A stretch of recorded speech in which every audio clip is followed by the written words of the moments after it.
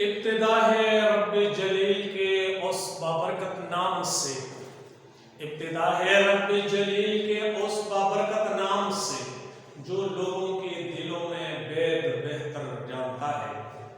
دیکھتے آنکھوں سنتے کانوں آپ کو روبید کا سلام پہنچے۔ میرے پیارے عزیز و محترم طلباء و طلبات،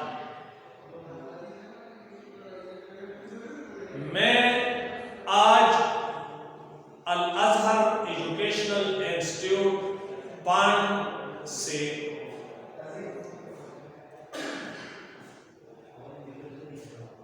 ٹیچنگ لائن میں اپنے کورس اسلامیات کا آغاز کر رہا ہوں اور آپ سے مخاطب ہوں۔ عزیزان من، جس طرح کہ آپ کو معلوم ہوا کہ میرا تعلق اسلامیات مضمون سے ہے اور کلاس 10 سے میں مخاطب ہوں، پرچے کے تمام طریقہ کار، کورس کے تمام طریقہ کار آپ 9th میں جان چکے ہیں۔ وہی طریقہ کلاس 10 میں بھی ہے، اسی لیے میں زیادہ تر اس طرف نہیں جاتا، لیکن آپ کو کوشش کرنی ہے کہ کلاس 10 کے مضامین ذرا دشوار ہے 9th کے مقابلے میں، تو زیادہ محنت کرنی پڑے گی آپ کو۔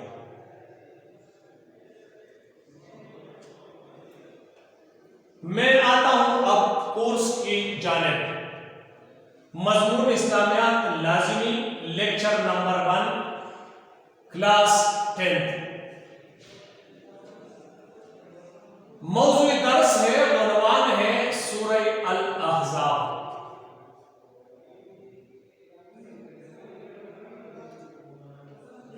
قرآن کی 114 سورتوں میں سے ایک سورت سورہ الاحزاب بھی ہے، جو کہ یہ مدنی سورت ہے، یعنی بعد الہجرت نازل ہوئی ہے، ہجرت مدینہ کے بعد۔ اس سورت سورہ الاحزاب میں کل 9 رکوع اور 73 آیات ہے، 73 آیات اور 9 رکوع پہ یہ سورت مشتمل ہے۔ قرآن کی ترتیب کے لحاظ سے یہ سورت 33 نمبر پہ ہے، اور جس پارے میں یہ ہے تو 2 پاروں پہ مشتمل ہے، یعنی 21ویں پارے میں یہ سورت شروع ہوئی ہے اور 22ویں پارے میں اختتام پذیر ہے۔ سورہ الاحزاب مدنی سورت ہے، سورت نمبر 33 ہے، پارہ نمبر 21 اور 22 میں ہے، 9 رکوع ہے، 73 آیات رکھتے ہیں۔ تاریخ کے لحاظ سے قطعی طور پہ زمانہ نزول تو معلوم نہیں ہے، لیکن اس سورت کے اندر جو بھی مباحث ہے تو تاریخی لحاظ سے معلوم ہے۔ اس سے یہ اندازہ ہوتا ہے کہ یہ سورت اسی زمانے کے لگ بھگ عرصہ میں نازل ہونے والی سورت ہے۔ اس سورت کے بڑے عنوانات اور مباحث میں ایک غزوہ احزاب ہے، غزوہ الاحزاب، جو غزوہ خندق کے نام سے مشہور ہے۔ اس کی تفصیل اپنی جگہ آئے گی۔ نمبر 2 کے طور پہ بڑے عنوانات میں سے ایک غزوہ بنی قریظہ ہے، جو اجمالاً بیان اس سورت کے اندر موجود ہے، مختصراً تذکرہ ملتا ہے غزوہ بنی قریظہ کا۔ نمبر 3، زینب بنت جحش کی شادی ہے زید بن حارثہ رضی اللہ تعالی عنہ سے۔ نمبر 3، غزوہ خیبر کی طرف صرف اشارہ ملتا ہے پیشن گوئی کے طور پہ، اور ان مباحث کے علاوہ اس سورت کے اندر بہت سے تفصیلی طور پہ گھریلو قوانین اسلام کے متعلق، اسلام کے مطابق، اسلام کے موافق موجود ہے اس میں۔ اسی لیے یہ کہا جا سکتا ہے کہ پہلے ان کا جاننا ضروری ہے تاریخوں کے لحاظ سے، تو زمانہ نزول خود بخود آپ کو معلوم ہو جائے گا۔ یہ غزوہ الاحزاب،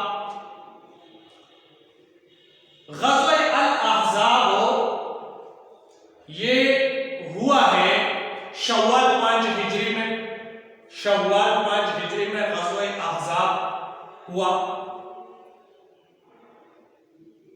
غزوہ بنی قریظہ اس کے بعد ذی القعدہ 5 ہجری میں ہوا۔ اس کے بعد اسی ذی القعدہ کے مہینے میں زینب بنت جحش رضی اللہ عنہا کی شادی حضرت زید بن حارثہ رضی اللہ تعالی عنہ سے ہوئی، اور اس کے بعد خیبر وغیرہ۔ تو پتہ چلا کہ زمانہ نزول غزوہ احزاب کے یہ 5 ہجری کے لگ بھگ کا عرصہ ہے۔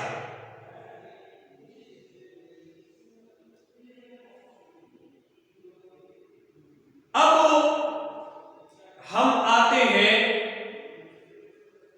اس طرح کہ ابتدائی آیات سورہ احزاب کے کن چیزوں پہ مشتمل ہے۔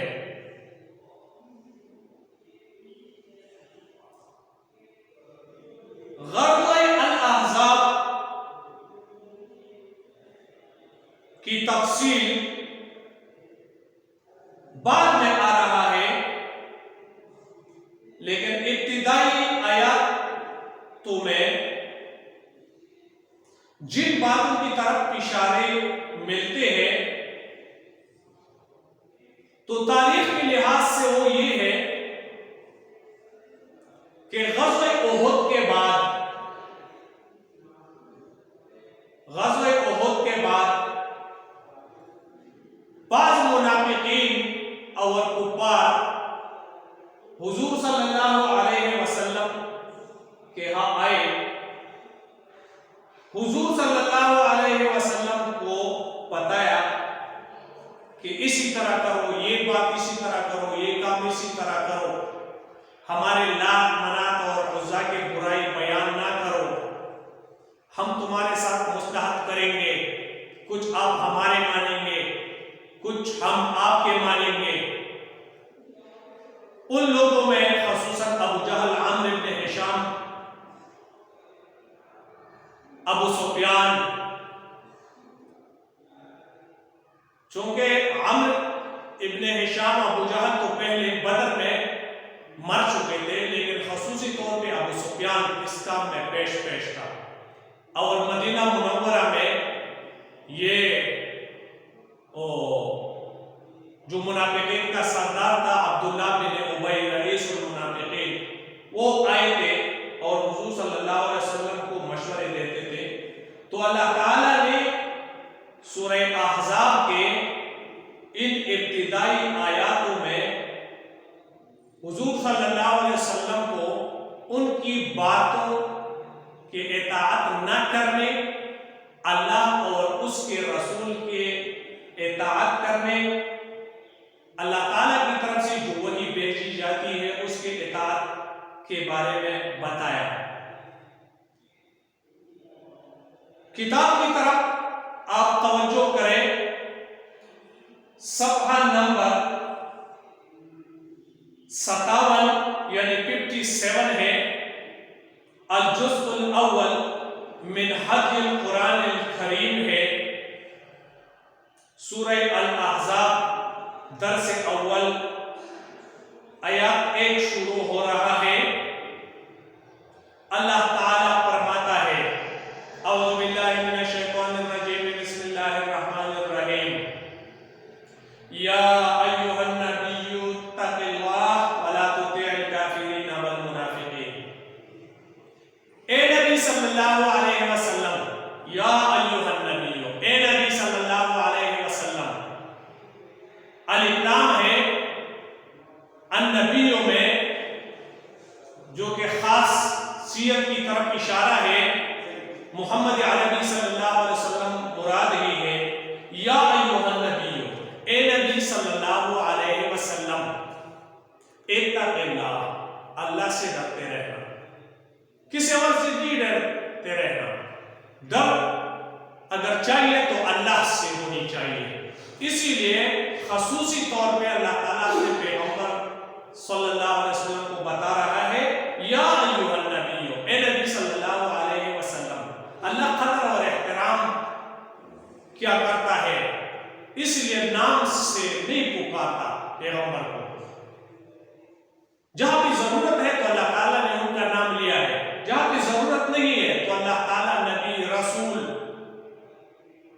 سے مخاطبت کیا کرتا ہے، یا ایھا النبی، اے نبی صلی اللہ علیہ وسلم، اتق اللہ، اللہ سے ڈرتے رہنا، ولا تطع الکافرین والمنافقین، کافر اور منافقین کی کہا نہ مانو، چاہے عبداللہ بن ابی بن سلول ہو، چاہے ابو سفیان بن حرب ہو، چاہے اور منافقین کفار ہو، چونکہ یہ زیادہ تر حکومتی قوانین ہیں، تو عام اسلامی حکومتوں کو بھی یہی تنبیہ ہے اللہ تعالیٰ کا، یا ایھا النبی، اے نبی صلی اللہ علیہ وسلم، اتق اللہ، اللہ سے ڈرتے رہنا، ولا تطع الکافرین والمنافقین، کافر اور منافقین کی کہا نہ مانو۔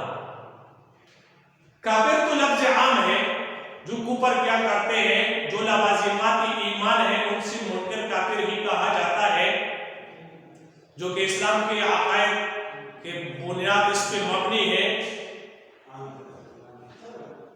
لیکن منافقین وہ لوگ تھے جو ظاہری طور پر اسلام کا لبادہ اوڑے ہوئے تھے اور باطن میں وہ کفر کا عقیدہ رکھتے تھے، دو رخ تھے، تو دونوں کی جانب اشارہ ہے کہ کل کافروں اور منافقین دونوں کی کہا نہ مانو۔ ان اللہ کان علیما حکیما، یقیناً اللہ علم والا اور حکمت والا ہے۔ علم کا معنی ہے جاننا۔ ان اللہ کان علیما، یقیناً اللہ علم والا ہے، حکیما حکمت والا ہے۔ واتبع، اور پیروکاری کرو، ما یوحی الیک من ربک، جو تمہاری جانب اللہ کی طرف سے وحی کی جاتی ہے۔ واتبع، پیروکاری کرو، حکم مانو، تابعداری کرو، ما یوحی الیک، جو تمہاری طرف وحی کی جاتی ہے، من ربک، اللہ کی جانب سے۔ ان اللہ کان بما تعملون خبیرا، یقیناً اللہ تعالیٰ تمہارے اعمال سے باخبر ہے، تمہارے خفیہ اور تمہارے علانیہ سب اللہ جانتا ہے۔ تو اس قرآن کی، اس وحی کی پیروی کرو جو اللہ کی جانب سے تم پر کی جاتی ہے۔ وتوکل علی اللہ، اور بھروسہ اللہ پر رکھو۔ وکفی باللہ وکیلا، اللہ ہی کافی کارساز ہے۔ یہاں پہ وتوکل علی اللہ یعنی توکل علی اللہ کا تذکرہ کیا گیا، تو سیاق و سباق کے حوالے سے معلوم ہوا کی کہا نہ مانیں گے تو وہ تمہارے خلاف ہو جاتے ہیں، تمہیں سزائیں دیتے ہیں، سازشیں کیا کرتے ہیں، اقتصادی پابندیاں لگا دیتے ہیں، مختلف طریقوں سے ضرر پہنچانے کی کوشش کیا کرتے ہیں، تو اللہ تعالیٰ نے اپنے پیغمبر صلی اللہ علیہ وسلم کو یہ بتایا وَتَوَكَّلْ عَلَى اللَّهِ، بھروسہ اور اعتماد اللہ کی ذات پہ کرو، کسی سے نہ ڈرو، اذیت پہنچانے سے نہ ڈرو، توکل علی اللہ کرو، کیونکہ وَكَفَى بِاللَّهِ وَكِيلًا، اللہ ہی کا بھی کارساز ہے، بنانے والا اور بگاڑنے والا تو وہ ہے، تو کسی اور سے پھر کیوں ڈرتے ہیں، کیوں لو لگاتے ہیں، ان کی بات کیوں تسلیم کیا کرتے ہیں، ان کی بات کیوں مانتے ہیں؟ تابعداری تو اللہ اور اس کے رسول کی ہونی چاہیے، عوام کے لیے، امت کے لیے، پیروکاروں کے لیے، اور رسول کے لیے صرف اللہ پہ بھروسہ اور اعتماد اور اللہ کے حکم کی تابعداری۔ یا ایھا النبی، اے نبی صلی اللہ علیہ وسلم، اتق اللہ، اللہ سے ڈرتے رہنا، ولا تطع الکافرین والمنافقین، کافروں اور منافقین کی کہا نہ مانو، ان اللہ کان علیما حکیما، یقینا اللہ علم والا اور حکمت والا ہے، واتبع، اور پیروکاری کرو، تابعداری کرو، بات مانو، ما یوحی الیک من ربک، جو تمہاری جانب اللہ کی طرف سے وحی کی جاتی ہے، ان اللہ کان